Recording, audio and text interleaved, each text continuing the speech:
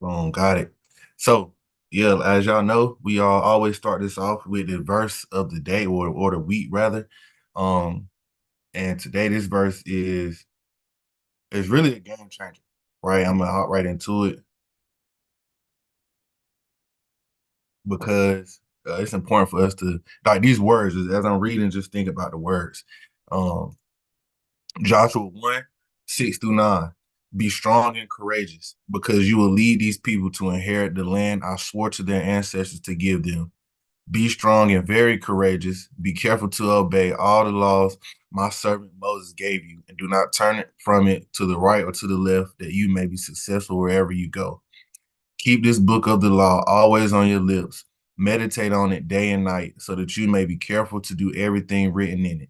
Then you will be prosperous and successful. Have I not commanded you? Be strong and courageous. Do not be afraid. Do not be discouraged, for the Lord your God will be with you wherever you go. Um, like I said, so this verse is number one, stuck out to me. He said it 3 times. Be strong and courageous. Right. So we got to know whatever we doing, whatever we plan to do uh in life, right, according to God's will, we got to be strong and courageous. We don't need to be um timid or be fearful or anything of that sort. And that's the main thing that is just sticking out to me today. Just about being strong, being courageous, because that's the most important part of walking into our purpose is being strong and courageous. Anybody have any other thoughts about the verse or feedback in the comments?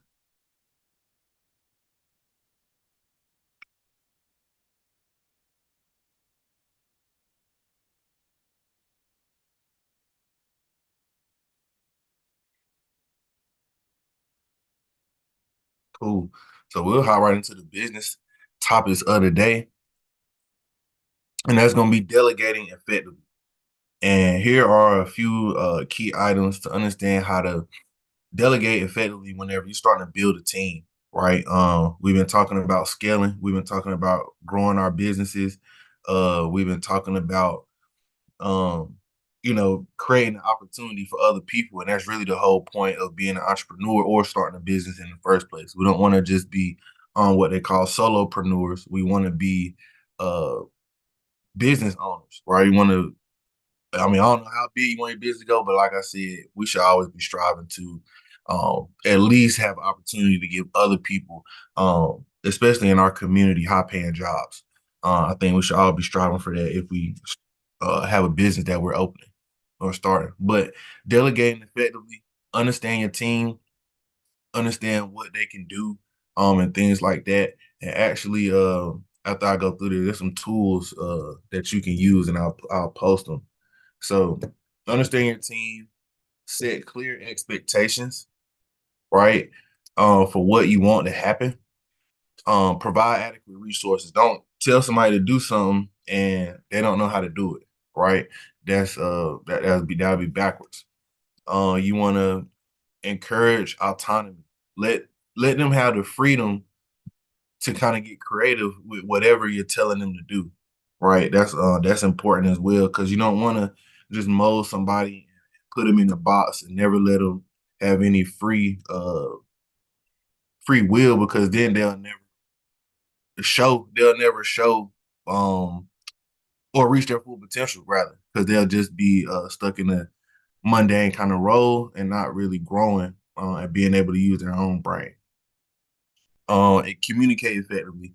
That's important. We've been talking about communication in a couple of different ways, but I always want to make sure that you are, um, like you said, setting clear expectations, managing those expectations, and then like the next one says, monitor the progress. Don't tell somebody to do something and you don't even, you don't check up on it, right? It just goes past. Um, you want to see how it's going. You want to see how they're doing with it, if they have any questions, and things like that. You want to acknowledge achievements. That's something that I had to learn how to do, because I don't run off of that. you know what I'm saying, but I learned that other people do, and we're all different. So that's something I definitely had to learn to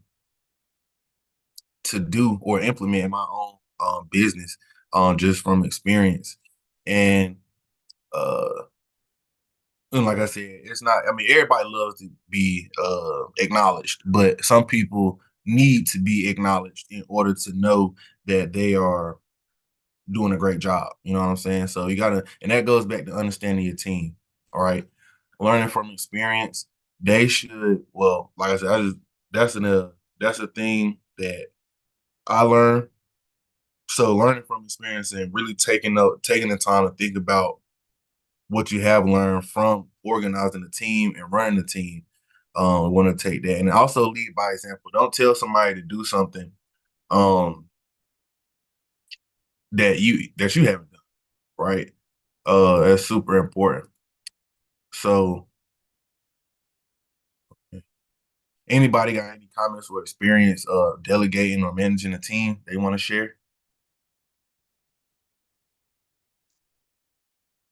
Good morning. I will speak to delegating to the team in the perspective of being that person that once was like, oh, I'll just do it myself. Delegating to your team is very important so that you don't experience burnout, but also it gives the other people an opportunity to be invested in the vision that you have as well, because they see the work that's being done, not just the results. Um, when I say I absolutely love delegation, it is my best friend now. But we also have to make sure that we um, allow them to fail within parameters. So not something that is a failure and it's going to be detrimental to the business, but maybe they didn't do it completely the way you would have, and the results was a little bit different. But give them that opportunity to go back and fix it, um, or to make a lesson out of it, and it's okay. But also not over delegating to the point where that person is overwhelmed because we've just unloaded it off of ourselves to give it to somebody else to do. I like I said, I love delegation. And it has become my best friend because as I delegate tasks, then other things that I really need to be doing can get addressed. Um, and yeah, I had some other things to say about delegation, but they're leaving my mind right now. But I would definitely say just making sure that you set clear goals and expectations when you do delegate your task out to people, so that they know what to do, and also allow them to be creative. And I think you said this, but allow them to be creative. 80%. So, oh, that was the other thing I was gonna say. So, one of the rules is 80% is better than nothing. So that whole 80/20 rule, typically that we relate to like personal relationships and things like that, you also can relate it to your employees, so, or your team. As long as they get at least 80% of it done the way you need it to be done, it's okay for you to pick up or help support with that other 20%. And that's not to say that you're giving people a pass to just not do what they're supposed to do, but you're giving them an opportunity to learn and grow. Exactly. Exactly. No, that's great. Um, information, right? And I just wanted to share. So like the very first week we talked about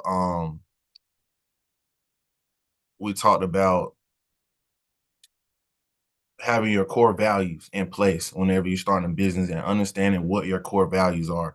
When it goes back to understanding your team and exactly the people on your team and making sure that you have the right people in your company in the first place is a two tools that you can use to make sure that you have that. This first one is called the people analyzer.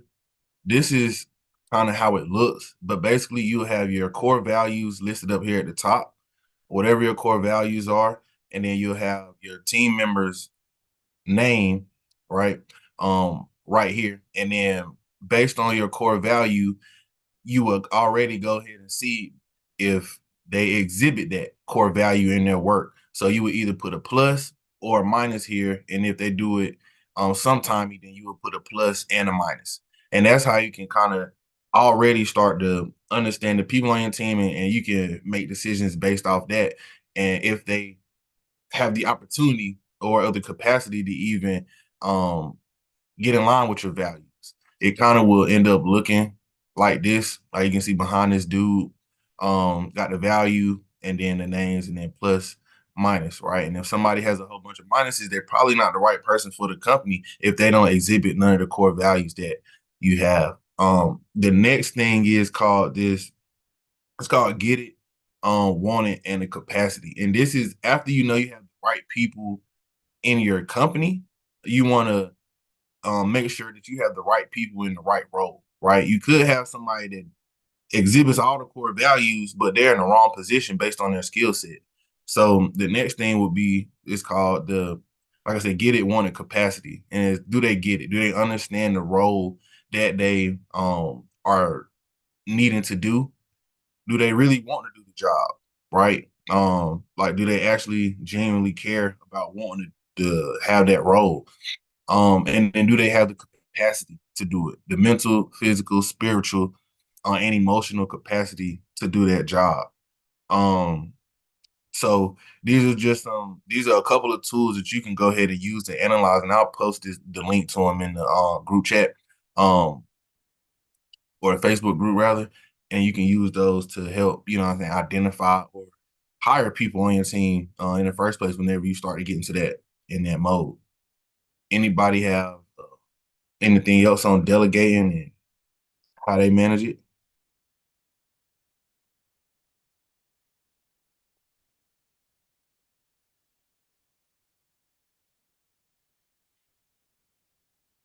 Awesome. Awesome. So now we're gonna hop into self development. Is gonna be giving and receiving criticism. Right. So first one is about giving criticism. Be constructive, be specific and objective. Focus on behaviors and not personality. Choosing the right time and place. Encourage dialogue and follow up with it. It's gonna be times in our life where we always have to give criticism to somebody. The main thing that I struggle with giving criticism is the first thing I think is, well, I'm not perfect. Like, who am I to even tell somebody that they messing up? That's like one of my first thoughts. So that's one of the things that I struggle with when it even comes to giving criticism. Um, but I ain't gonna let nobody around me crash out. You know what I'm saying? I definitely will step up if it gets crazy. But in a general sense of it might be needing criticism here and there, I definitely struggle with doing that because like I said, I'm not perfect. And that kind of be my first thought. But and choosing the right time and place is important. That's another thing that I struggle with because I'll just I'll just say whatever. At any point in time, if it comes to my head at that time, and I feel like I need to say it. Um, but these are some good trick tools to giving criticism. And then when it comes to receiving criticism, that can be hard as well, right? Because some of us it's hard to take in when somebody is being like criticizing us about whatever we're doing. But we want to remain calm and open minded. Don't get upset unless they're disrespecting you, and then you can effectively communicate and let them know like, hey, you might have to attack this from another angle, or we need to do this at another time. Listen, seek clarification. I think that's one of the biggest things when it comes to receiving criticism is like um it's probably the person that's giving the criticism probably isn't clear or very specific on what they're criticizing in the first place, and then it just starts to spiral downward from there. Avoid making excuses. So that goes into taking ownership of whatever it is. And something could be completely, and this is for your whole life, something could be completely out of your control. You could have nothing to do with it. But if you find a way to take ownership of whatever it is, that just it allows you to have more peace, and it allows you to um look at that situation from a different lens. Um Express appreciation. So thank the person for providing criticism so you can have a chance to be better. Reflect, um, and then act, right? Reflect because the criticism could not be true, right? Or it could be a one-off situation. But anybody have any feedback on how they review or how they give and receive criticism and how it works in their life? I'll just give another tip when it comes to criticism, whether it's you receiving it or giving it. Doing the different types of assessments for personality. Know your team's personality, like what's the best way for them to receive information, and just making sure that you are catering to that best way that they receive information when you are going to give criticism, so that it's the most beneficial. For some people, they need you to be very direct, but for some people, they need you to sit them down, show them, kind of talk them through it in order for them to be able to understand that. So just knowing the person, whoever it is you're giving criticism to, knowing how they receive information, also so that you can adjust how you give the information. Because I'll say for myself, most of the time I'm very direct in what I say.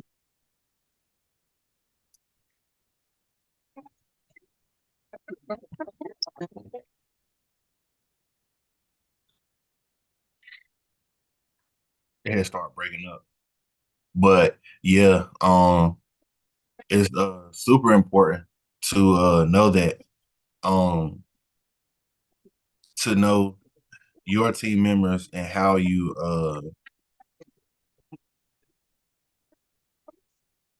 Sorry, oh I don't no, know what last thing you heard me say. I didn't realize that I had lost volume. But just being mindful of how you deliver your information. definitely. Anybody had any experiences they want to share maybe when it comes to criticizing their friends, family? Because that can be way more difficult than criticizing people at work.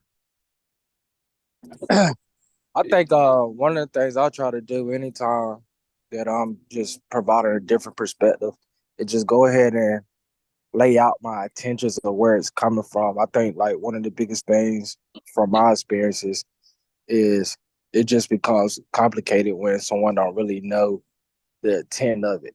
And I think that's where a lot of the miscommunication and a lot of the confusion comes in. It's just somebody just don't know their intentions. Sometimes they might think you're bashing them rather than coming from love. So I just try to go ahead and get it out the way once we at that point, and just just speak upon like, look, this is my intentions and this is what I mean by it. Because sometimes I may not even deliver it how I intended to. So that's been very helpful for me when it comes to just conversation, whether it's work related or personal on the family or friends too.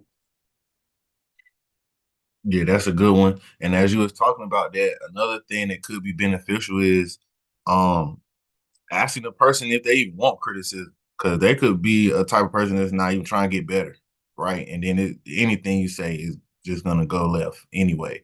So be like, hey man, are you trying to work on this? You know what I'm saying? Or are you like, do you want constructive criticism in this regard? Because then they could tell you yeah or no. And then you could save some breath. You know what I'm saying? But yeah, that's all good. Anybody else have any feedback on that? Yeah. Good morning, by the way. Yeah, I as far as like with family and friends, it's funny because me and one of my customers were just talking about this yesterday. But giving criticism, you really gotta know who really who, like you said, who even wants that criticism. Some people say they want you to be real, all the way real with them, but some people really don't like it or can't accept it. And as far as the so I like my parents, they don't sugarcoat. So especially my dad, like he don't really too much care about how it comes off. And so like I had to understand like that I picked up on a lot of the way he goes about giving criticism, and so I had to kind of backtrack and clean it up.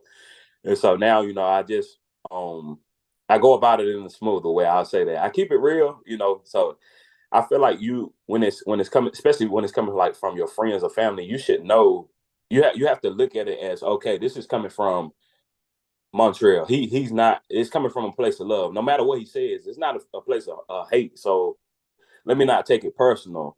But if it is affecting you or you feeling some type of way, don't feel bad to express like, hey, I don't like how this sound, or can you go about another way saying this or whatever.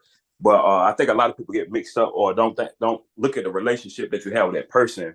They just look at it like, oh, this is a hater or this is another person just saying this to me or whatever. It's like, I know you for so many years, like, so I'm not coming from a place of hate. It's coming from a place of love every time. But just I think it's just important, just looking at the relationship. Yeah, no, that's a gem for sure.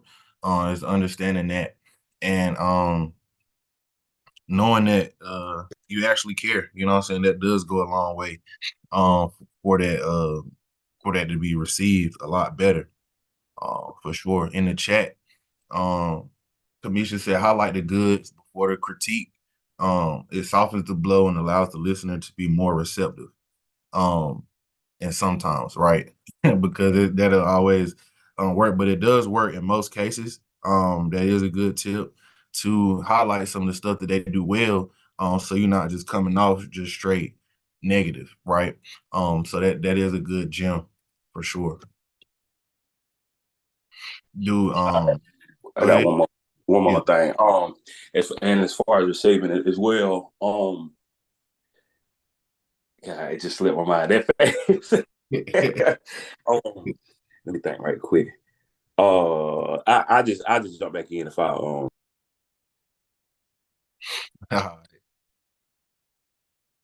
Anybody else have anything on delegate? I'm gonna add on what you just said, PJ, from that comment in regards to like being sometimes. I think in general, when it comes to criticism, it can become very situational. You know what I'm saying? Like there's different situations, there's different type of personalities, right? There's different topics. So it's kind of hard to like, and this is just my opinion, but I think it's kind of hard to pinpoint how each situation can go just because they vary so much.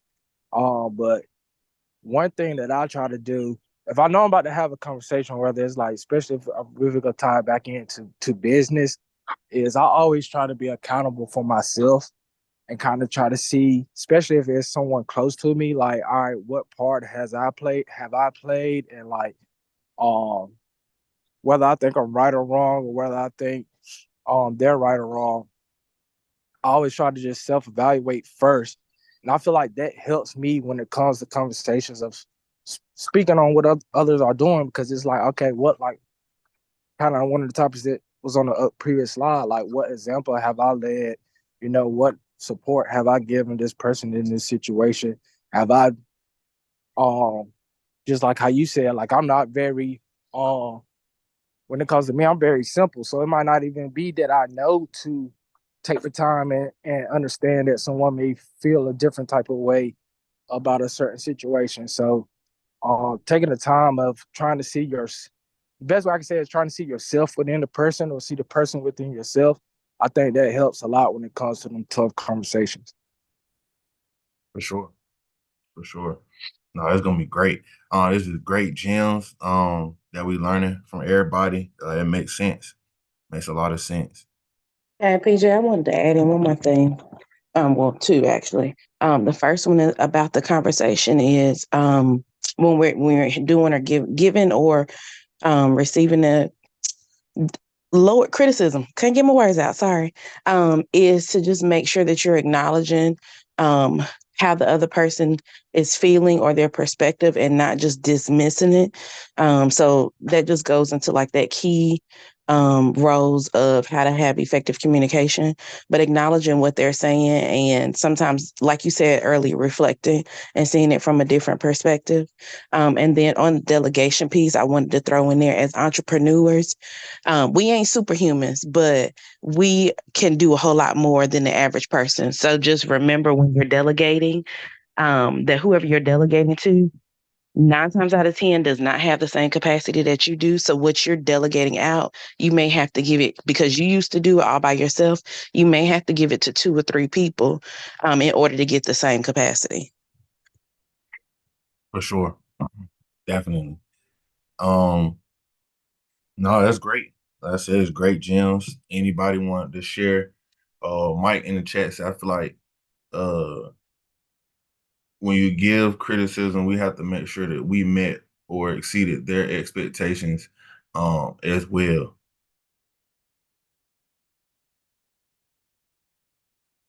So that goes back to um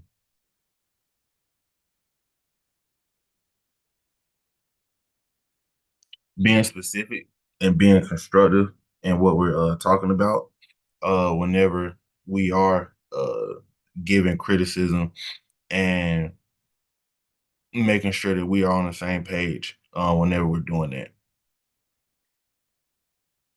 But if nobody else got anything else, we'll hop right into the Black History figure for today.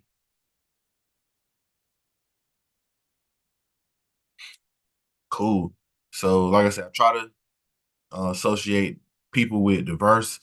And this lady is awesome. She did a lot in a short amount of time. But Bessie Coleman is the first Black woman to have a pilot's license, and the first Black woman to have a pilot's license, and the first Black person to have an international pilot's license, right? And then she ended up starting her own flight school. She participated in a lot of dangerous air shows, and literally was known as Brave Bessie. So she had to go through a lot of barriers to do the stuff that she was trying to do.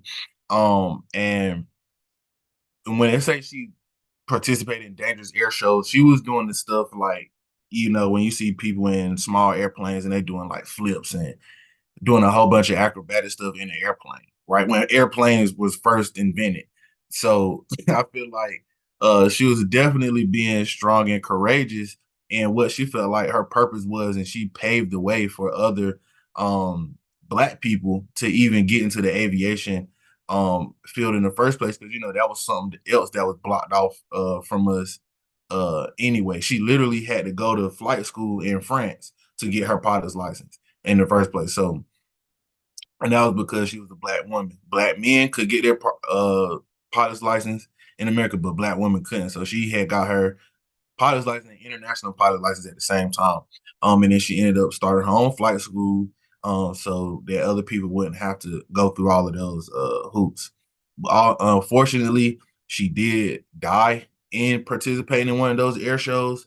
But that's like I said, unfortunate part of it. But she was definitely were risking it all doing the dangerous stuff that she did, but she was an inspiration to many. So just wanted to definitely highlight her, especially with my interest in aviation as well. Anybody have any comments about her or anything else that we done said today?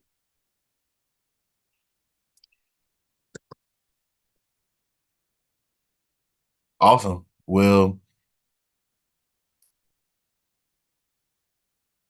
that'll wrap it up for today.